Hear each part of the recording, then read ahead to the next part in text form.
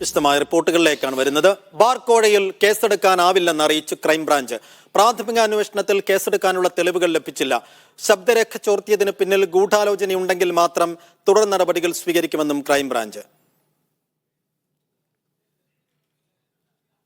ഹരിമോഹൻ കൂടുതൽ വിശദാംശങ്ങൾ നൽകും തിരുവനന്തപുരത്ത്. ഹരി, പല നിലക്കുള്ള അന്വേഷണം ഇതിനകം ക്രൈംബ്രാഞ്ച് നടത്തിയതായി മനസ്സിലാക്കുകയാണ്. പ്രത്യേകിച്ചും ഇടുക്കിയിലെത്തി ഈ അനിമോന്റെ മൊഴിയെടുപ്പ് നടത്തിയിരുന്നതാണ്. വാട്സാപ്പ് ഗ്രൂപ്പ് കേന്ദ്രീകരിച്ച് അന്വേഷണം നടത്തിയിരുന്നതാണ്. അപ്പോൾ ഇതിനകത്തൊരു ഗൂഢാലോചന നടന്നിട്ടുണ്ടോ എന്ന്, അതായത് CPM-ന്റെയും സർക്കാരിൻ്റെയും ചിന്തയിൽ ഒരു ഗൂഢാലോചന നടന്നിട്ടുണ്ടോ എന്നുള്ള അന്വേഷണമാണ് ഇപ്പോൾ ക്രൈംബ്രാഞ്ച് നടത്തിയത്. അപ്പോൾ ആ തരത്തിലൊരു ഗൂഢാലോചന നടന്നിട്ടില്ല എന്നുള്ളൊരു ഫൈൻഡിങ്സിലേക്ക് ക്രൈംബ്രാഞ്ച് എത്തിയത് എങ്ങനെയാണ് ഇതിനെ കാണേണ്ടത്?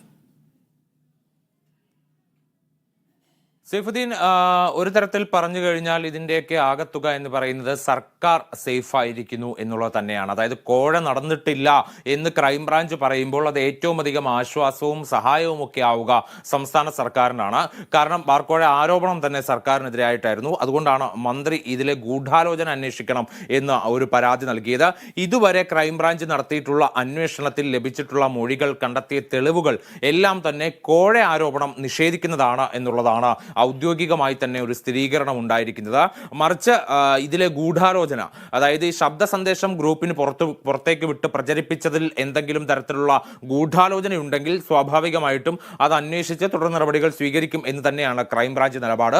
പക്ഷെ ബാർക്കോഴ നടന്നിട്ടില്ല എന്ന് തന്നെയാണ് ക്രൈംബ്രാഞ്ച് പറയുന്നത്. അതായത് ഇപ്പോൾ ശേഖരിച്ചിരിക്കുന്ന മൊഴികൾ എന്ന് പറയുന്നത് അതിൽ ഏറ്റവും പ്രധാനപ്പെട്ടത് ഇടുക്കിയിലെ ബാറുടമ അല്ലെങ്കിൽ ശബ്ദ സന്ദേശത്തിന്റെ ഉടമയായിട്ടുള്ള അനിമോന്റേതാണ്. അനിമോൻ നൽകിയിട്ടുള്ള മൊഴി പ്രകാരം താൻ ഈ ബാറുടമകളുടെ സംഘടനാ പ്രസിഡന്റ് സുനിൽകുമാറിനോടുള്ള ദേഷ്യവും ഒപ്പം തന്നെ അയാളിൽ നിന്നുണ്ടായിട്ടുള്ള സമ്മർദ്ദത്തിന്റെയും ഒക്കെ ഫലമായിട്ടാണ് ഇത്തരത്തിൽ ഡ്രൈ ഡേ അടക്കമുള്ള മാറ്റങ്ങൾക്ക് വേണ്ടി സർക്കാരിന് പണം നൽകണം, കോഴ നൽകണം എന്ന് പറഞ്ഞുകൊണ്ട് ഒരു ഓഡിയോ അല്ലെങ്കിൽ ഒരു ശബ്ദ സന്ദേശം വാട്സപ്പ് ഗ്രൂപ്പിൽ ഇട്ടത് എന്നുള്ളതായിരുന്നു അനിമോൻ ക്രൈംബ്രാഞ്ചിന് നൽകിയിട്ടുള്ള മൊഴി. അതായത് ആ ശബ്ദ സന്ദേശത്തിൽ താൻ എന്താണോ പറഞ്ഞത് അതൊക്കെയും ഇതിനു വേണ്ടിയാണ്, അങ്ങനെയൊന്നും നടന്നിട്ടില്ല എന്നുള്ളതാണ് അനിമോൻ പറഞ്ഞത്. ആ മൊഴി ഏറെക്കുറെ വിശ്വാസത്തിലെടുത്തിരിക്കുകയാണ് ക്രൈംബ്രാഞ്ച്. ഒപ്പം തന്നെ മറ്റ് ബാർ ഉടമകളുടെയും മൊഴി രേഖപ്പെടുത്തിയിട്ടുണ്ട്. അതിലേറ്റവും പ്രധാനം ഇടുക്കി അണക്കരയിലെ സ്പൈസ് ഗ്രോ ബാർ ഉടമയായിട്ടുള്ള അരവിന്ദാക്ഷന്റെയാണ്. അതായത് അരവിന്ദാക്ഷൻ 2.5 ലക്ഷം രൂപ നൽകി എന്നുള്ള രീതിയിൽ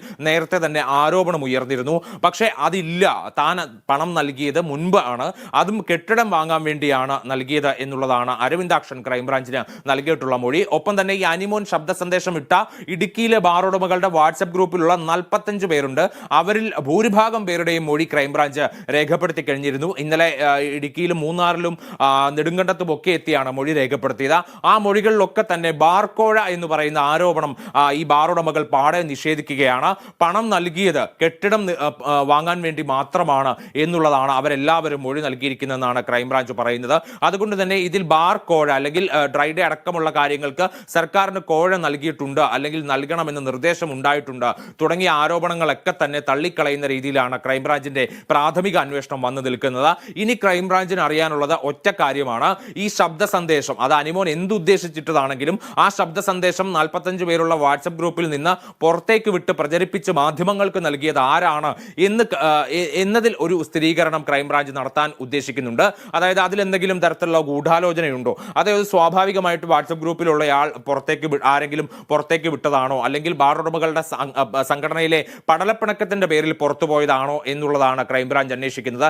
എന്തായാലും ബാർ ഉടമകളുടെ സംഘടനയ്ക്കുള്ളിൽ ആഭ്യന്തര തർക്കം നിലനിന്നിരുന്നു എന്നതിന്റെ സൂചനകൾ ക്രൈംബ്രാഞ്ചിന് തുടക്കത്തിൽ തന്നെ ലഭിച്ചിരുന്നു. അതിനാൽ അതിൽ കൂടുതലൊന്നും വരാനുള്ള സാധ്യതയും ഇനിയുള്ള അന്വേഷണങ്ങളിൽ കാണുന്നില്ല. ഇനിയിപ്പോൾ സംഭവിക്കാൻ പോകുന്നത് അല്ലെങ്കിൽ അതിനുള്ള സാധ്യത എന്ന് പറയുന്നത് ഒരു അന്വേഷണ റിപ്പോർട്ട് അത് നിയമസഭ തുടങ്ങുന്നതിന് മുമ്പ് ക്രൈംബ്രാഞ്ച് സർക്കാരിന് മുന്നിൽ വെക്കും. ആ അന്വേഷണ റിപ്പോർട്ടിന്റെ അടിസ്ഥാനത്തിലായിരിക്കും സഭയിൽ വരുന്ന ജൂൺ 10 തുടങ്ങുന്ന നിയമസഭാ സമ്മേളനത്തിൽ